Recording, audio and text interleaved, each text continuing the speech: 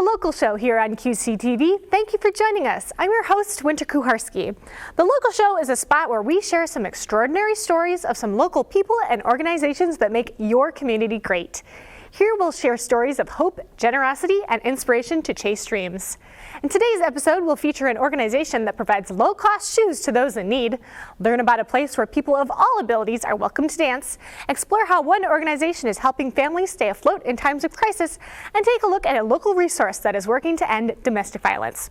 We'll also be joined by a special in-studio guest, so stay tuned and enjoy The Local Show.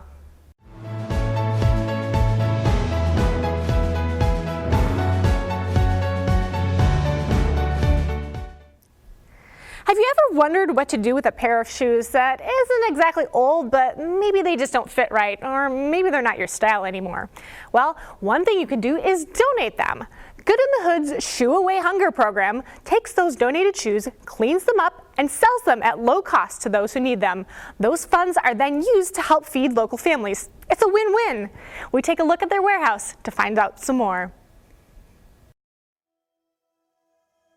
Shoe Away Hunger got started because we were doing a lot of hunger relief throughout the Twin Cities and feeding this last year in 2018 we fed over 84,000 people. But of course we have to fund that. And we had to come up with a way to be able to bring in the dollars to pay for the groceries. And one day somebody called me and said that they had a semi-load of winter clothes. And they asked me if I wanted this semi-load of winter clothes, and I said, let me pray about yes. And so of course we did. Because at the time we were thinking maybe we could do some thrifting, we'd give away some of those winter clothes, and some of that money would go towards groceries. We did that for a while, and we realized it was a lot of clothes coming in, but we didn't have the capacity to really deal with it. And one day we were selling this to a local thrift store who was paying us 15 cents per pound, and that was helping us to feed the hungry. But he said, if you ever get shoes, he says, we can give you 50 cents a pound. I'm not a mathematician, but that's a little bit better than 15 cents a pound. And so we began doing what was obvious and asking people to donate shoes. And pretty soon, over time, we focused specifically on shoes and shoes alone. We literally get thousands of pairs of shoes that are donated to us on a weekly and on a monthly basis. And they're brought to our warehouse, and we need to sort through those shoes. The greats and the goods, our greats go on our shoe buses. And our goods, we do wholesaling both locally and overseas with that program. You know, one thing that we always need are volunteers to be able to come in. It does us no good to be able to collect shoes and have shoes sit in our warehouse. And so people like you, people who want to help those in their community who are driving something toward a purpose is really important. So we need volunteers. I always need individuals who desire to do shoe collections, whether it's corporate or church or civic groups. Individuals can bring shoes to any Schuler shoe store. They've got our shoe bins in all of their stores. And so ongoing collections. And some people say, is there a favorite time that you need more shoes? I would say all year round, because people change shoes and they need shoes on a regular basis. We love Good in the Hood, and we talk about it a lot. I talk about the people I meet, people I work with, and we try to be there when we're supposed to be. You know, for anyone that would want to donate a shoe or be involved in sorting shoes, I would say one thing you're doing is you're spreading a lot of goodwill. You may not see it all, but we see it through the process. We see people get great shoes. We know that people are being fed. But one of the other components I really love is that we can tell people some people will thank us so much for the shoes they've received. A mom has 7 kids, bought 10 pair of shoes, $20 worth of shoes, 3 of them brand new. She's thanking me up and down for these shoes. And I looked at her and I said, well, you just fed 8 people for a week. And it just froze her for a moment. But you see, then the receiver becomes a giver. And that's what I mean, that free will. Talk about recycling. This is the greatest recycling I've ever heard of. We love the process of being able to engage with those who have shoes. And here's the wonderful thing.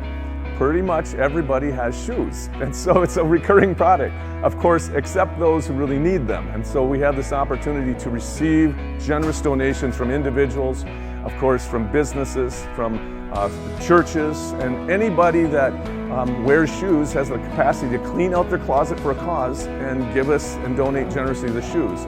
And we have a wonderful partner, places like Schuler Shoes. They will collect shoes at all of their stores. And so it's just been a wonderful thing. This is the United States of America, and we still have an incredible number of hungry people. Let's change that. Everybody can do something. Everybody can donate a little bit, donate some shoes, volunteer a little bit. Let's solve that problem. Good in the Hood is always looking for volunteers and donations, especially of children's shoes. If you'd like to volunteer or organize a shoe drive, check them out at goodinthehood.org. Our Dance Place is a nonprofit organization that hosts entertainment and dance events for disabled individuals. Our Dance Place provides a platform and a voice for these individuals to let loose and have fun. Here's John Thorpe with the details.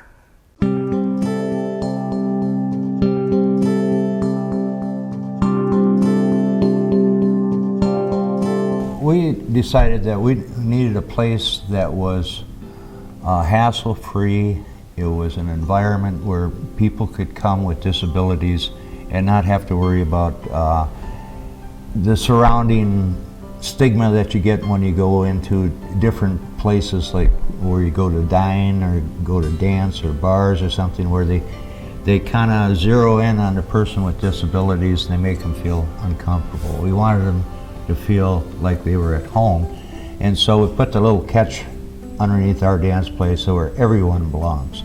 So basically our dance place is what it says. It's our dance place for the people with disabilities. When they say it, it's perfect. It fits right in. We try to keep a safe environment. We don't interact with them as much because they bring their caregivers or family members with. So that's their job. Our job is to entertain them, give them an environment where they can enjoy themselves, meet new people, and feel good about themselves and smile. You know, smile's a big thing. Everyone is welcome. There's no age limit. We're running right now. We're running from 12 years old to 65 plus. So we have a big range. There's always need for volunteers to help out. As our crowds are getting bigger and the needs are more, and a lot of it is pretty simple directions, and also every month we do a different theme. So this month it may be prom, next month maybe 50s and 60s rock and roll, different things like that. In the fall we do a Vikings prom where it's the old Norwegian horns type thing, you know, to match with our Vikings, kind of a hand-in-hand type of thing, our appreciation for the Vikings, to make it important for them. So volunteers are very important, and they're able to get a hold of me either on Facebook. The website's got my email. It's also got my telephone number. So you're welcome to come out to any one of them. You're welcome to check out the website, the Facebook. We try to put as much information on Facebook as we get it in. We take pictures and we take videos and stuff. We make it available for people to look at. I think it's important for people to know that there is something out there that's positive that'll help their life. You know, whether they have a physical disability, a mental disability, any kind of disability, wheelchair, walker, anything. They fit right in.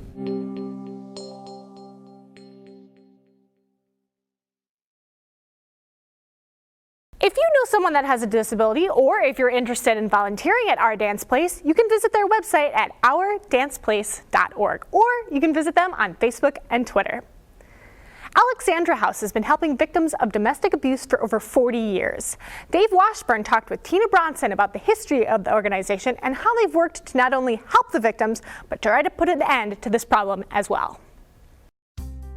The story of how Alexandra House was founded is really quite exciting for me. I got to research it when we were doing our 40th anniversary celebration. And it was founded out of a social justice group with St. Tim's church, and Lexi Selvig attended this social justice group, and she learned about the woes that people in Anoka County were experiencing with domestic abuse. Now, a lot of people didn't think that that was happening to suburban white women, but it was something that was happening on a frequent basis here.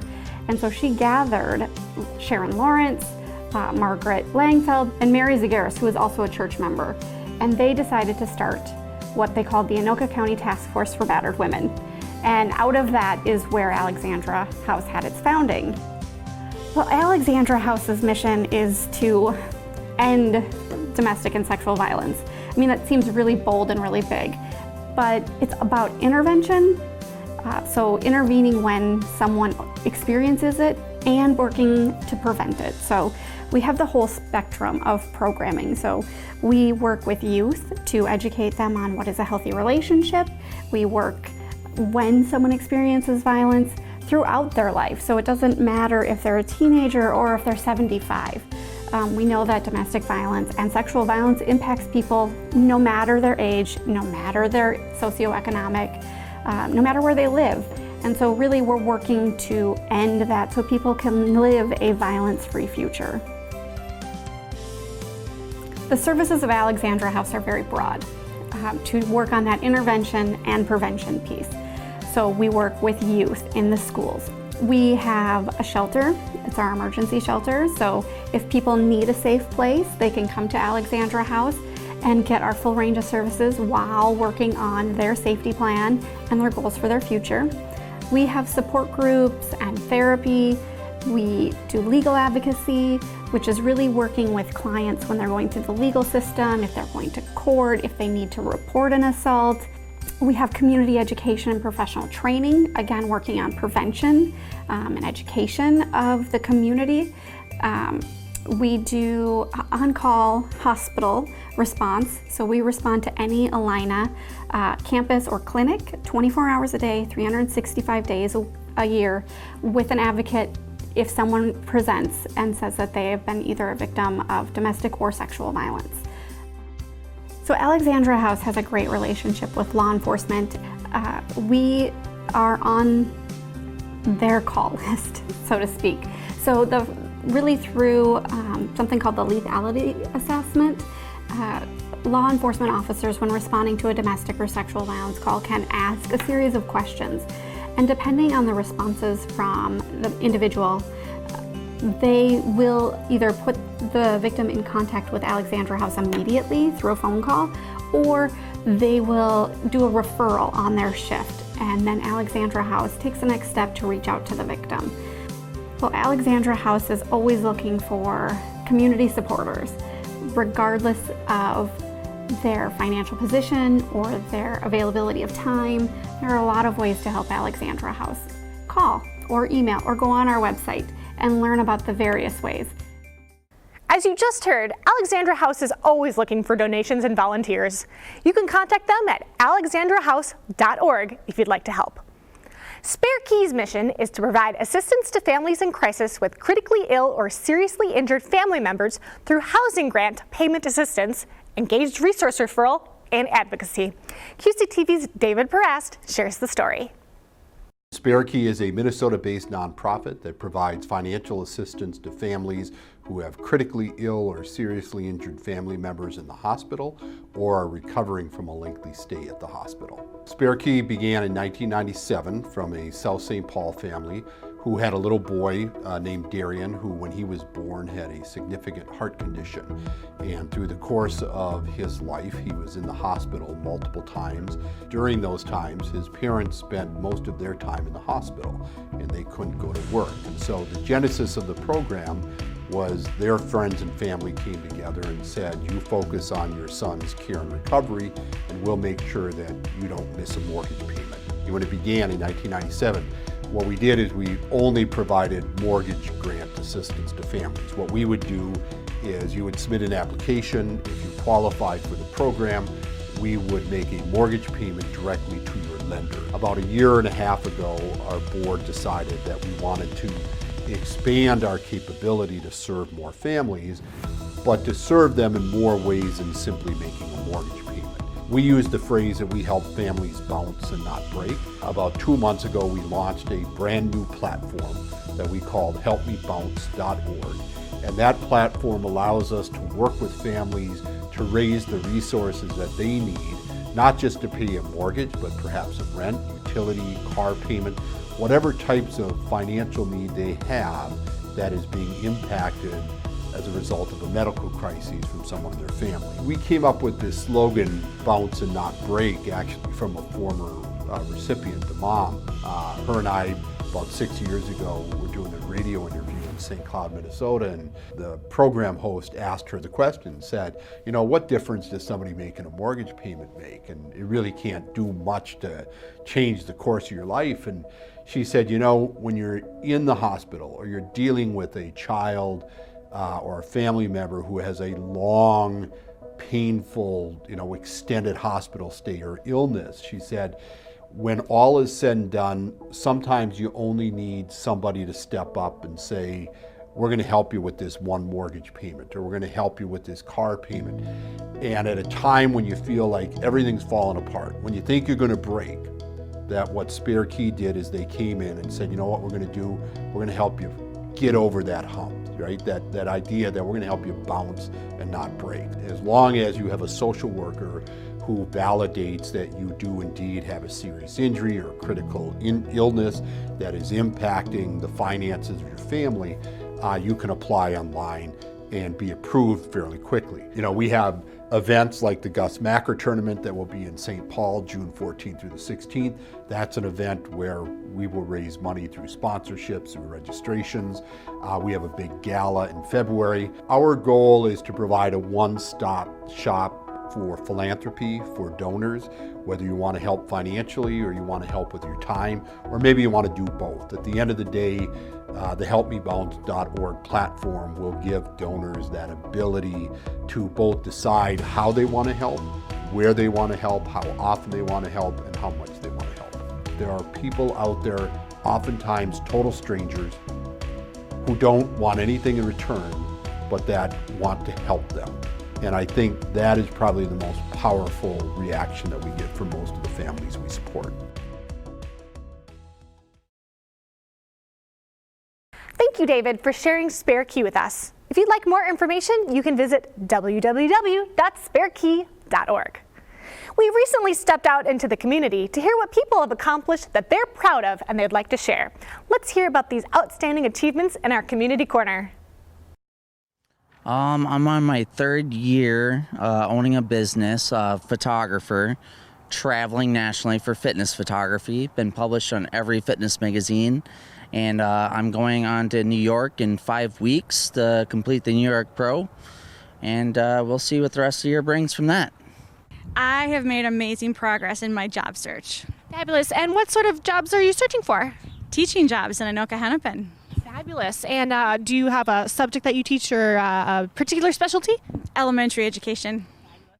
Last Monday I shot a real good round of golf, being that I haven't golfed for almost a year. Getting into Ridgewater College.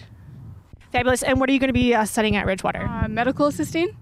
So as of October 21st, 2018, me and my husband have become debt-free. We paid off $64,000 in 21 months.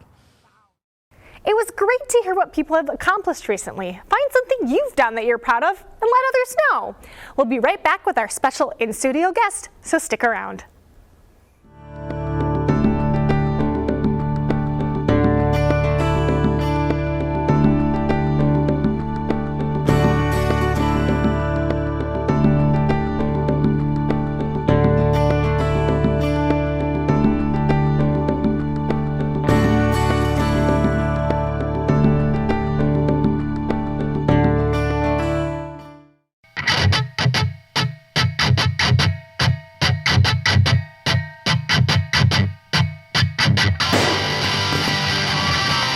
Back, Brody Nelson, nice play, and throw it to the near sideline.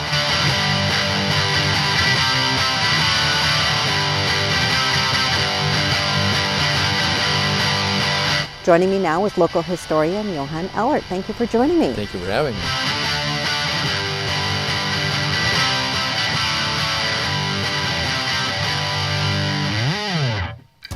Hey guys, Corey from QCTV, how's it going? Hey, I just wanted to take a moment to say thank you so much for watching QCTV over the years. Everything from our coverage of government meetings, to our amazing entertainment shows, and to our excellent sports coverage and everything in between, we just wanted to say thank you. And if you want to see more videos like this one right here, be sure to check out our website at qctv.org. And before I play us out, big things coming from QCTV in the near future, some really exciting stuff, so you're going to want to stay tuned. But until then, a 1, 2, 3.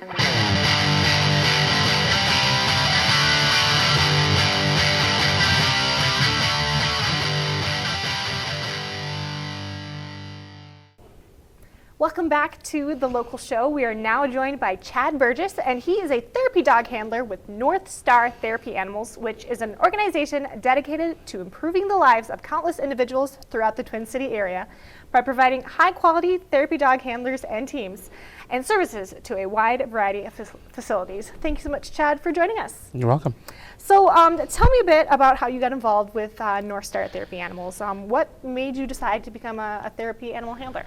Well, I wanted to become a therapy animal handler. We had some opportunities where we saw some family members who had a direct experience that they just had a very positive experience with having therapy animals present during times of need. And I was like, well, we can do that. That's something nice to get back. And both Carl and I have a philosophy that our dogs have to have a job. Mm-hmm. When I was with animal rescue, I always said every dog needs a job. It doesn't necessarily need to be anything as fancy as being a therapy animal or even a search and rescue animal, which is what my wife does. But they need a job, so a job in the home, a job of some sort, mm-hmm. even if it is helping with the laundry, it's a job. So we just make our dogs work outside the house. Fabulous. So tell me about your partner, Gopher. Well, Gopher is turning 2-week yoke this year. He's 11, so 1 + 1 = 2. I like it. Gopher is he's a golden retriever, and everybody says that their dog is special or things like that. Gopher's bizarre.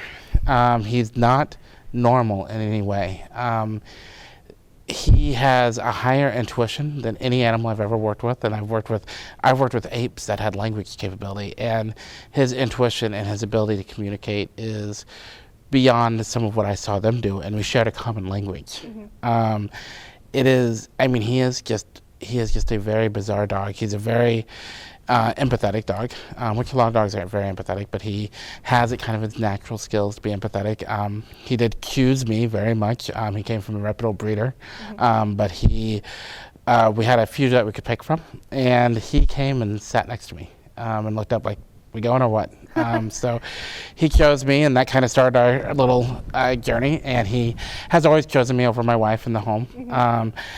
And then we went to start working and doing things, and he just continued to show it's things that you can't imagine. It's things that you can't really, unless you've been in the situation. It's hard to, I can talk about it and people are like, oh no, you're misunderstood or you're anthropomorphizing.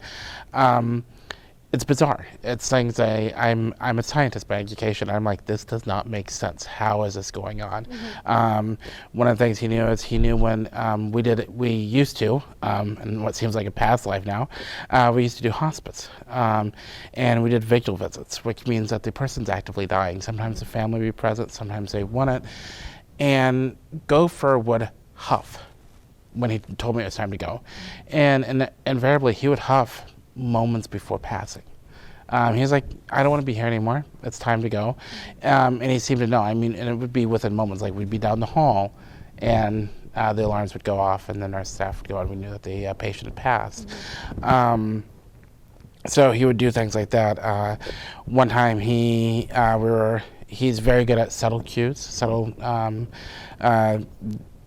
subtle indications to go interact. It's a trick we use. Mm-hmm. When we're doing group visits, I used to do a lot of group visits, and it's a trick that we used so the people in the group feel special. Oh, Gopher chose me. Mm-hmm. They don't realize it's a handler trick.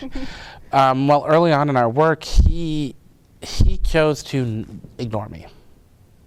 And I was like, Gopher, what's going on? And I was very embarrassed and very flustered as a handler at this point.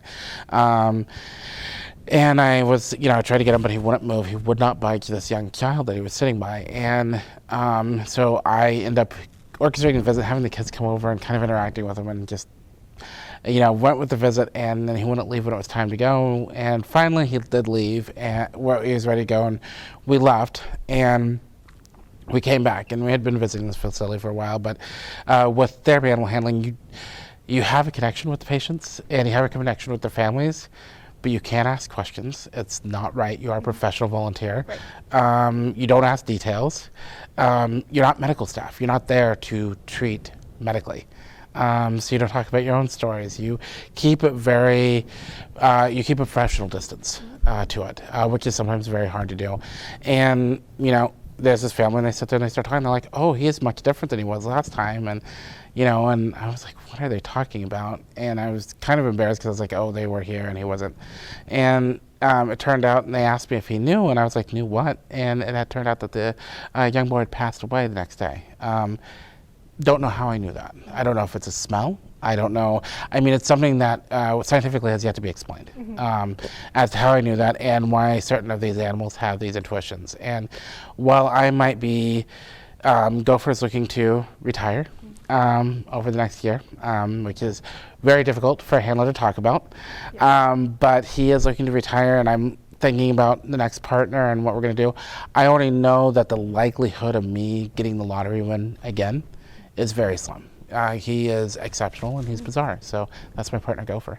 So if somebody's watching this and they're saying that they really feel that they are cut out to be a therapy animal handler, and they want to get involved with North Star Therapy Animals, how is there a website? Is there a Facebook page? What's the first step? With North Star Therapy Animals, North Star as an organization is pet partners preferred. Pet partners only. So you have to be a registered pet partner handler to be a therapy animal team with them. Okay. You can, I believe it's been a while. I was on the steering committee years ago, and I'll be honest, I have not been as active of a member for several years.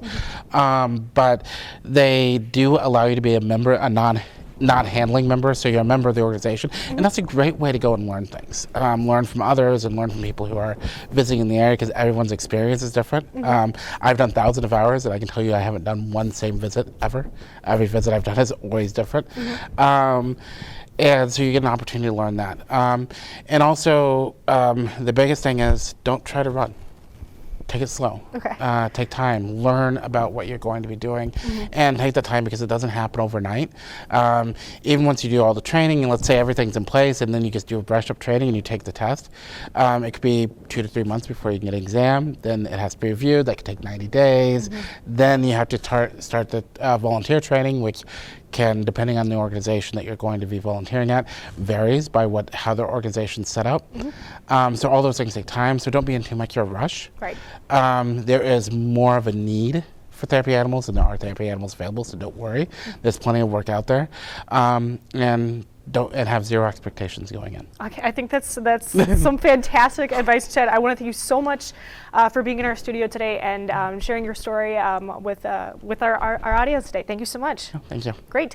Well, that about wraps it up for this edition of The Local Show. I'd like to thank all the guests that we featured on our show today, and for sharing their story with us, and for continuing the hard work in their communities. If you know any great organizations that go above and beyond, please contact us. They might be featured right here on The Local Show. Thanks for joining us today, and please join us next time on The Local Show. And remember, if you smile, others will smile too. It's contagious.